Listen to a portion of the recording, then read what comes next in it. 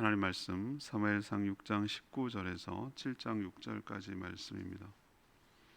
사무엘상 6장 9절 19절에서 7장 6절까지 말씀 교독합니다. 오늘은 4월 20일 화요일 아침입니다. 4월 20일자 본문 사무엘상 6장 19절에서 7장 6절입니다. 구약성경 417쪽입니다.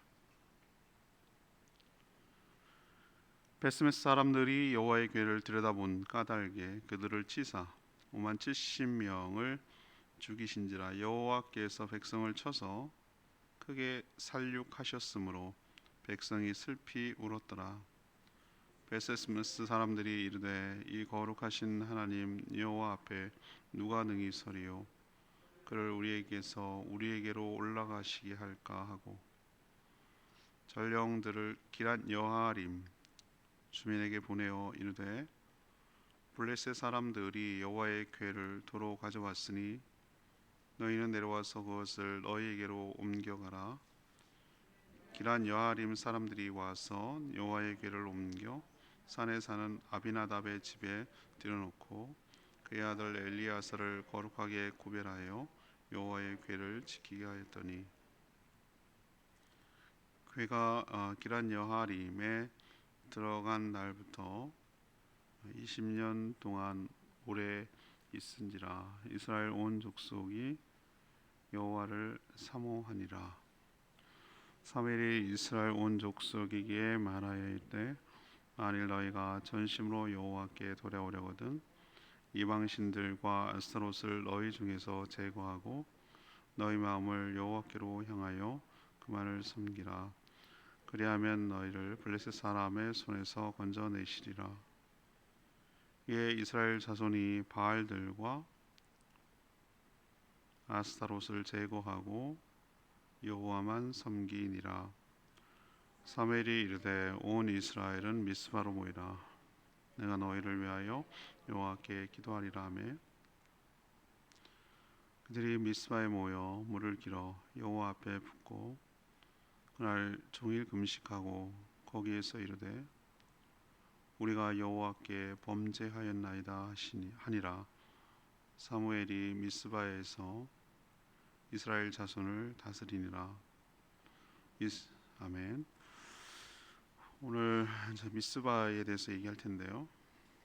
베스메스 주민들이 돌아온 언약궤 호기심을 가지고 들여다보다가 70명이 죽자 두려웠습니다. 그래서 그들은 언약궤를 기란 여하림 사람을 보내 가져가 달라고 요청했고 결국 기란 여하림의 아비나답이라고 하는 사람의 집에 들여놓아서 그 집의 아들 엘리야사를 지목해서 그 성궤, 그러니까 언약궤를 지키게 했습니다. 그렇게 20여 년이 흘렀습니다. 백성들이 여호와를 사모했습니다. 그리워했죠. 정상적으로 제사나 이런 것들이 진행되지 않은 것으로 추정이 됩니다. 사무엘 선지자는 모든 우상을 제거하고 하나님께 돌아오던 모든 우상을 제거하고 하나님만 섬기라고 했고 그대로 따랐습니다. 사무엘 요청에 이제 미스바로 다 모여서 백성들이 금식하고 회개하기 시작했습니다. 이것이 오늘 내용이고 내일 이제 미스바 대각성 집회에 대해서 수요일 저녁에 얘기하겠습니다. 자, 하나님께 돌아오려면 이것이 오늘 질문입니다. 하나님께 돌아오려면 어떻게 해야 되는가? 먼저 첫 번째로 6장 19절에서 7장 1절까지 말씀입니다. 하나님을 경외해야 합니다. 언약궤가 블레셋과 접경 지역이었던 이 베스메스로 돌아왔을 때 주민들은 처음에는 몹시 기뻤습니다. 그렇지만 그들은 큰 실수를 범했습니다. 호기심이 생긴 거죠. 호기심이. 전 충분히 이해는 되는데 그러나 그러면 안 되는 것이죠. 그래서 언약궤에 원래는 레위지파 제사장들이 이걸 움직이게 돼 있거든요. 그것도 수레로 하면 안 되고 이방인들이 몰라니까 그렇지만 들고 움직이게 돼 있어요. 언약궤는 그 긴 막대기 홍두깨 같은 것을 고리에다 걸어가지고 어깨 메고 다니게 돼 있어요. 직접 손에 담으면 안 돼요. 그렇게 엄격하게 하나님을 구별하라는 마음으로 그렇게 했던 것인데, 참 철없는 어린애처럼 언약궤에 호기심을 가지고 언약궤에 손을 대서 그 안을 열어 들여다보기 시작했어요. 하나님께서 이미 다 그거는 전에부터 뭐가 들어있을지 뭐가 들어가 있는지를 다 얘기하셨어요. 모세가 받은 돌비, 만나를 담은 항아리, 그리고 아론의 쌍난 지팡이, 이게 이제 들어 있는 것이죠. 그 내용물은. 근데 하나님이 거기 그 뚜껑이 중요해요. 두 그룹은 천사거든요. 날개와 날개 사이, 거기에 시은소라고 불러서 하나님이 은혜를 베푸는 곳, 그 안에 머물겠다고 그냥 약속하셨어요. 상징적인 것. 육체를 가진 인간이 안 보이는 하나님을 어떻게 인식하고 의식하겠어요? 그래서 하나님이 그렇게 하겠다고 약속을 하셨거든요. 그런데 이 베스메스 주민들이 그 궁금하니까 호기심에 그렇게 여겼는데, 하나님 호기심의 대상이 아니거든요. 그래서 그 일로 최소한 70여 명이 죽었어요. 5만이라고 가로에 연 것은 어떤 사본에 숫자를 무슨 베세메스 주민이 5만 명이 넘어요. 그건 아닌 것 같고, 그래서 사본이 미스인데 70여 명은 죽은 것으로 추정은 할 수 있어요. 얼마든지 그 주민들 그 뭐 한꺼번에 다 받겠죠. 뭐 너도 나도. 이게 하나님의 징계죠. 징계인데, 하나님에 대한 경외함이 없이 하나님을 호기심의 대상이나 이 구경거리로 생각을 하고 성문에 함부로 손을 댄 것에 대해서 진노하신 거예요. 우리가 생각할 때 그러니까 우리 수준에서 하나님을 생각하시면 안 돼요. 어떨 때는요, 우리가 생각할 때 아니 뭐 그런 것 갖고 너무 예민하시네라고 생각할 때도 있고요. 또 우리가 생각할 때 이건 정말로 난 용서 못하겠는데 하나님은 상상을 초월할 정도로 사랑을 베푸시고 용서해 주시고 은혜를 베푸고 이게 막 헷갈려요. 그러니까 우리 수준에서 하나님을 생각하시면 안 된다니까요. 하나님은 공경과 경외와 존경의 대상인 줄로 믿습니다. 우리의 무슨 호기심의 대상이 아니란 말이에요. 우리 손에 갖고 놀고 호리병 속의 지니처럼 내 마음대로 통제를 하고, 왜 호기심이 생길까요? 내가 그것을 정확하게 간파하고 내 마음대로 하고 내 마음 통제에 넣으려고 하는 인간의 욕심이 들어있거든요. 신을 부리고 싶거든요. 그런 마음이 올라오는 거거든요. 그들은 갑자기 두려워지기 시작했어요. 여기 계속 있다가니 우리 다 죽게 생겼다는 똑같이 블레셋과 같은 그런 지금 상황에 처해버렸어요. 결국 이 거룩하신 하나님 앞에 누가 서겠느냐, 이들은 이들의 두려움을 지금 보여주고 있어요. 이거 우리 다 죽게 생겼다, 어떻게 우리 앞에 있게 하겠느냐. 그래서 언약궤를 사람을 보내서 기란 여하림이라는 곳으로 보냈어요. 결국 그 기란 여하림 지역 가운데 아비나답이라는 사람의 집에 들여놓고 그의 아들 엘리야사를 이 구별해서 따로 세워가지고 이 전담시켜서 언약궤가 함부로 손상되거나 호기심의 대상이 되지 못하도록 그렇게 잘 지키는 역할을 그에게 임명했어요. 나중에 얘기하지만 이 아비나답이 이 일로 큰 축복을 받습니다. 거룩하게 구별해서 잘 지켜야 돼요. 하나님은 호기심의 대상이 아니에요. 그 뒤로 축복이 임하는 거예요. 엄청난 대가죠. 70여 명이 죽었으니까 최소한. 치르고 나서야 하나님이 어떤 분인지를 그때 비로소 깨닫게 된 거예요. 소 잃고 외양간 고치는 격이죠. 그리고 비로소 하나님은 거룩하게 구별해서 따로 잘 지켜야 되는구나, 이걸 전담하는 사람이 필요하구나. 그때는 제사장 제도가 다 무너져 버렸으니까, 엘리 아들들도 다 죽었으니까 이렇게라도 하나님께서 지켜야 되는 것이구나 라는 것을 뒤늦게 깨닫고 합당한 태도를 취하기 시작한 거예요. 그래서 우리가 첫 번째로 기억해야 될 교훈은 뭐냐? 하나님은 호기심의 대상이 아니라 경외의 대상인 줄로 믿습니다. 우리도 합당한 태도를 취해야 할 줄로 믿습니다. 두 번째는요, 7장 2절에서 4절까지 말씀이에요. 하나님만 사모해야 합니다. 하나님만 사모해야 합니다.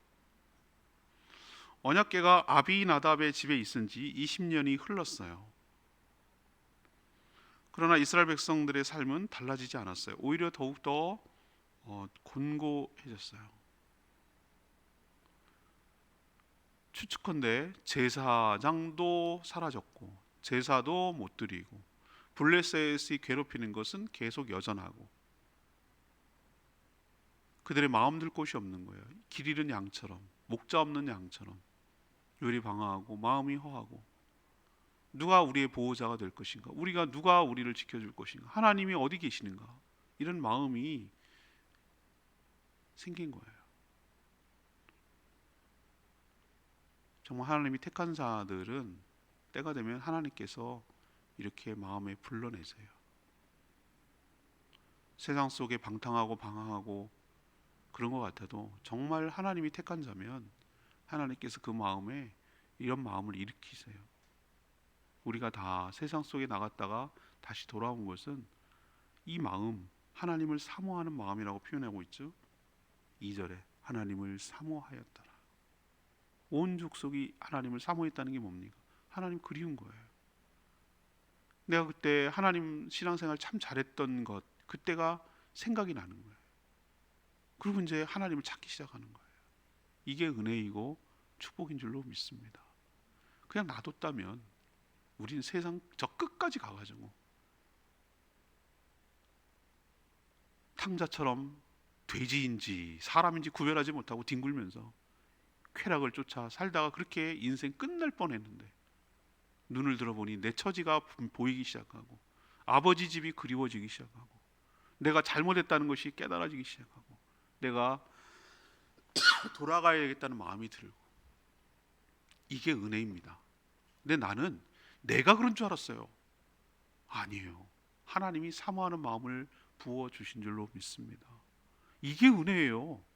딴 게 은혜가, 내가 믿어주는 게 아니라 믿어지는 축복이 있는 거예요. 내가 그런 사모하는 마음이 생겨난 거예요.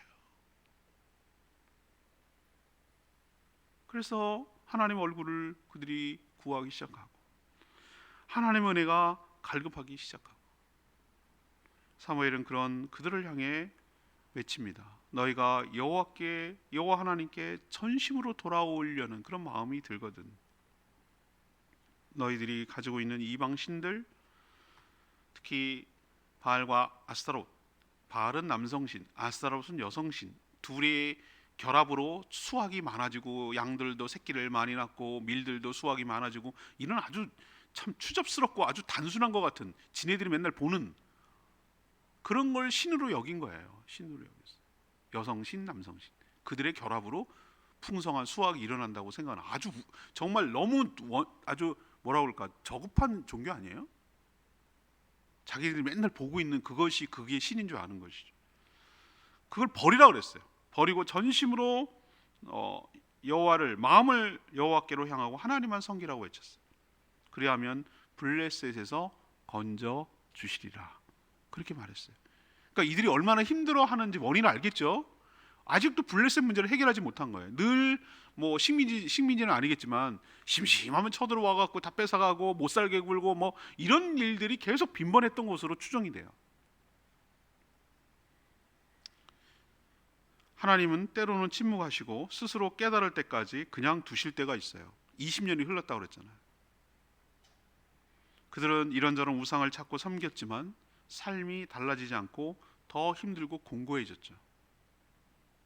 그때 비로소 깨달은 거예요. 탕자가 돼지우리, 원래 이방인 그 유대인들은 돼지 안 먹거든요. 이방인들 거기 하는 거거든요. 돼지를 아주 불결한 짐승으로, 부정한 짐승으로 여기거든요. 근데 돼지밖에 칠 게 없어. 근데 돼지가 먹는 쥐염열매 난 뭔지는 모르겠으나 돼지 먹이겠지. 사람은 안 먹는, 그러나 먹을 수는 있는, 얼마나 배고프면 우리로 치면 개밥이나 고양이밥 먹는 거예요. 이렇게 생각하시면 돼요. 그것도 없어서 굶주렸다, 이런 표현을 쓰고 있어요. 짐승 이하죠. 그때 비로소 탕자가 떠오른 거예요. 아버지 집이. 그랬던 것처럼 20년이 흘렀다는 왜 기간을 얘기할까? 그들이 공고한 거예요. 하나님을 찾지 않고 살아가는 인생이 얼마나 힘들고 어려우면은 그때 깨닫는 거예요.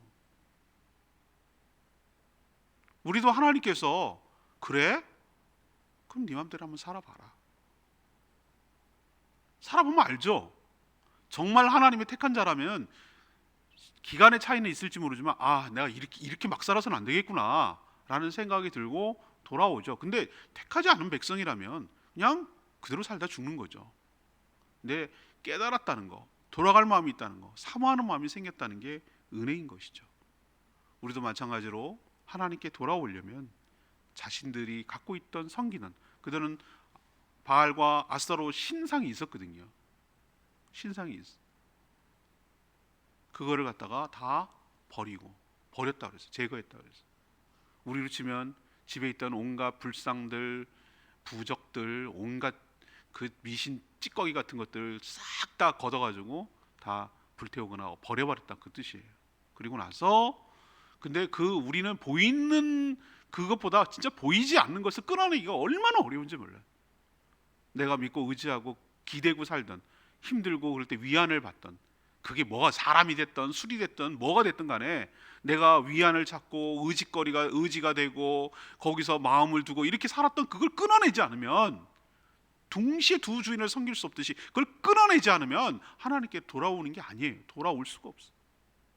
그걸 과감하게 끊어내고 주님께 돌아올 때 하나님께서 은혜 주시고 회복 주시고 축복하여 주실 줄로 믿습니다. 우리에게 뭘 달라고 해야 되냐면, 하나님 저희들 사모하는 마음을 주시옵소서. 주를 사모하는 마음을 주시옵소서. 주님을 그리워하고 주님을 향한 마음이 생겨나게 하여 주시옵소서. 마음이 주님을 향하게 하여 주시옵소서. 이런 기도를 할 때 하나님께서 긍휼히 여기고 측은히 여기고 불쌍히 여겨서 되돌아올 수 있도록 은혜를 부어 주실 줄 믿습니다. 세 번째는 7장 5절에서 6절 말씀, 하나님께 회개해야 합니다. 사무엘의 외침에 따라 이스라엘 백성들은 가나안 원주민들이 섬기는 바알 아스타롯 우상을 제거하고 하나님만 섬기려는 마음이 생겼고 그대로 순종했어요. 이게 중요해요. 이 마음이 중요하고 이 행동이 중요하다. 사무엘은 모든 이스라엘 백성들에게 미스바라는 지역으로 모이라고 통보했어요. 유명한 미스바 회개 운동이죠. 이들은 미스바에 모여서 물을 길어 여호와 앞에 붓고 종일 금식하며 자신들이 하나님 앞에서 죄를 지었음을 시인하고 회개하기 시작했어요. 물을 길어 붓고, 이거는 속죄와 정결을 상징하는 것이겠죠, 그죠? 그리고 성령 충만을 사모하는 것이겠죠. 또 금식하는 건 무엇입니까? 곡기를 끊는 거. 이거는 자기가 철저하게 낮아져서 하나님 은혜를 사모하고 은혜로만 살 수 있음을 고백하고 자신의 죄를 회개하는 표시가 이 금식의 표시죠. 사무엘은 백성들을 위해서 기도하고 또 인도하고 있었어요. 어느 시대나 하나님의 은혜가 시작되기 전에 모든 공동체 구성원들이 한 자리에 다 모여서 하나님께 회개할 때 놀라운 역사가 일어납니다. 종교의 역사상 항상 그래왔어요. 영국도 그랬고요, 미국도 그랬어요. 그리고 우리나라도 그랬어요. 1908년도 평양 대부흥 운동이 회개로 시작됐어요. 자신이 잘못한 것을 집회하는 동안에, 그때는 사경회라고 그랬거든요. 지금처럼 성경 공부 시스템이 안 돼 있고 맨날 모일 수가 없고 교회도 띄엄띄엄 있어가지고 저희 할아버지가 그랬어요. 50리 걸어오고 농번기 때, 그러니까 농한기라고 그러죠. 뭐 농사, 그때는 요즘은 막 사시사철 농사를 져야 되지만 그 추수 끝나고 나면 이때 쌀을 뭐 보름 집회다 그러면 막, 요즘 보름 집회 최소한 열흘, 아주 짧아도 일주일이에요. 일주일. 그럴 쌀을, 자기가 먹을 쌀은 가져가야 되잖아요. 피해 끼치면 안 되니까.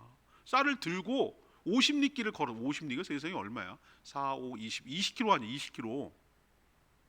여러분 올레길 20km 쌀 들고 그 가고 마음이 생기겠어요? 쉬운 거 아닙니다 이거. 제주도에서 서귀포까지가 40km인데 그 반을 갖다는 걸어서 그 들고 쉽지 않아요. 거기 가서 매일 먹고 밥 하는 권사님, 집사님 매일 밥을 해. 또 그걸 또 하면서 또 참여해. 밥 먹어. 뭐 밥 찬이 있었겠어. 김치나 먹고 이렇겠지. 그리고 매일 사경회라고 말하는 것은 요즘으로 치면은 부흥회만 하는 게 아니고, 그런 개념이 아니고 성경을 풀어줘. 성경 공부 겸 부흥회예요. 사경이라고 그래요. 그거를 열흘간 이렇게 집중하는 거예요. 거기서 은혜 많이 받았어요. 많은 분들이 은혜 받고. 근데 평양 대부흥도 그때 그렇게 해서 시작한 거예요. 다시 재현되려고 해도 참 쉽지 않아요. 여러 번 시도했는데도 참 이런 기회가 또 올까라고 싶을 정도예요. 아무튼 미스바 대운동도 똑같은 맥락이에요. 이런 회개운동이 일어날 때 회복과 부흥의 역사가 시작되는 것이죠. 하나님은 백성들이 자발적으로 이런 회개운동이 일어나도록 때로는 짧은 시간이 아닌 20년이면 꽤 긴데 그때 침묵하세요. 왜? 인생이 공고할 때 하나님을 찾고 회개하기 때문에. 우리도 때로는 놔두는 거 스스로 깨달을 때까지 기다리고 있는지도 몰라요. 그거 깨달으시고 날 잘 봐줘서 그러나 착각하지 마시고 하나님 참고 기다려주고 돌아올 때까지 기다리고 있는 거 기억하시고 하나님께 돌이켜서 하나님 앞에 진심으로 회개하고 돌아서는 저희 모두가 되기를 원합니다. 내 말씀 7장 3절 말씀, 너희가 만일 너희가 진심으로 여호와께 돌아오는 이방 신상 아스타롯 너희 중에서 제거하고 너희 마음을 여호와께로 향하여 그만을 섬기라. 그리하면 너희가 블레셋 사람의 손에서 건져내시리라. 이 말씀은 지금 이때도 다르지 않다고 저는 생각을 해요. 하나님이 함께하지 않는 삶, 하나님의 은혜가 없는 삶은 어디나 어느 시대나 공고하거든요. 하나님은 어디 가지 않으셨어요.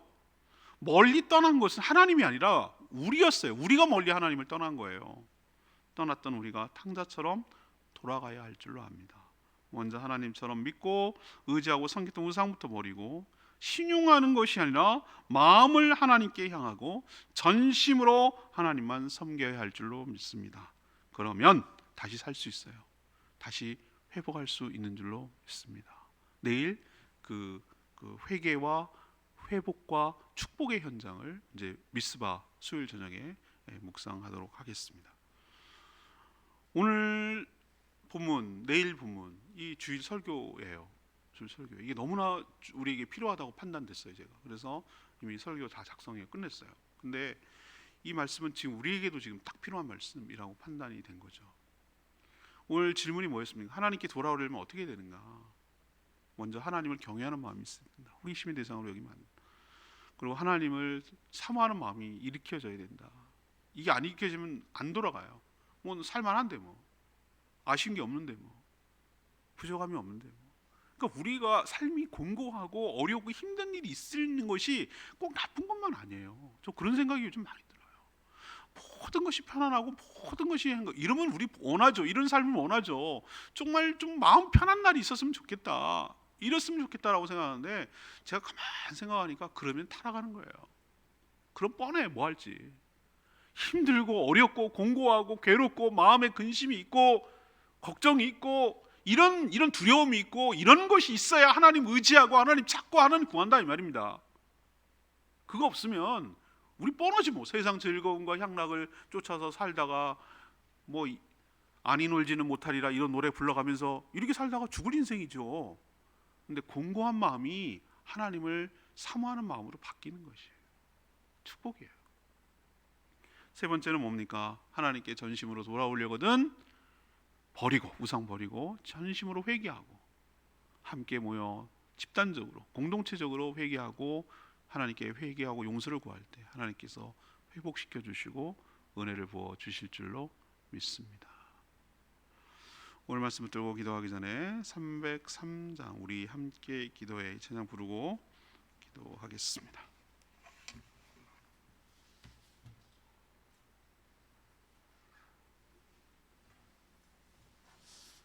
찬양집 303장 우리 함께 기도해 찬양합니다.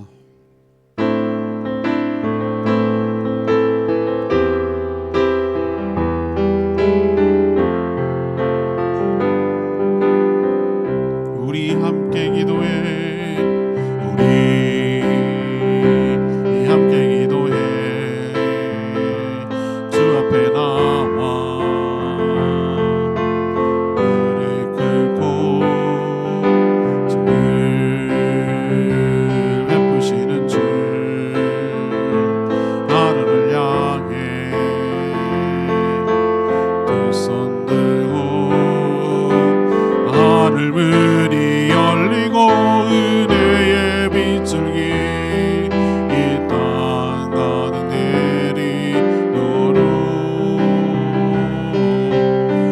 마침내 주 오셔서 의의 밑줄기 우리 위에 부시도록. 오늘 말씀 붙들고 여러분 어떤 생각이 드세요? 그렇습니다. 하나님을 대하는 우리의 태도와 하나님의 은혜와 축복을 받기 위한 우리가 어떤 자세를 취해야 될지 오늘 말씀을 깨닫고 이 말씀대로 살아가는 저희들 되게 달라고 주의 외치며 기도하겠습니다. 주여 하나님,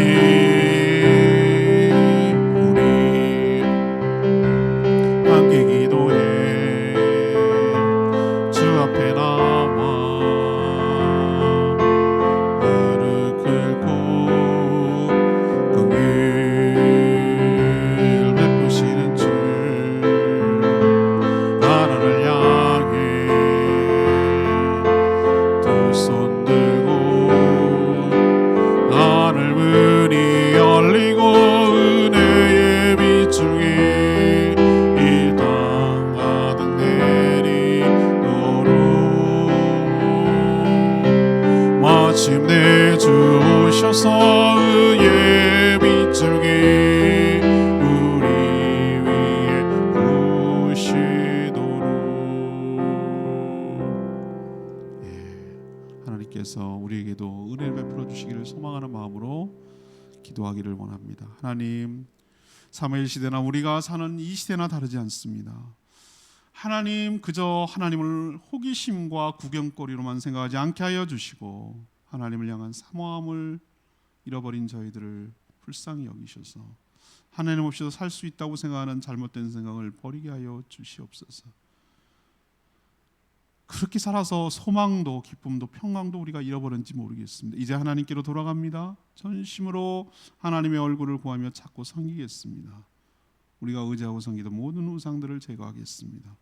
우리를 세상과 사단의 권세에서 벗어나 주의 은혜로 살게 하여 주시고 주의 은혜로 가득 채워주셔서 마음의 기쁨이 넘쳐나게 하여 주시옵소서. 오늘도 간구하는 모든 기도 주님께서 응답하시고 저희와 동행하시며 은혜로 채워주시옵소서. 주님께 모든 것 맡기옵고 예수 그리스도의 이름으로 축복하며 기도합니다. 아멘. 오늘 하루도 주님의 은혜 가운데 사는 복된 하루 되기를 축복합니다. 충분히 기도하고 바로 시작합니다.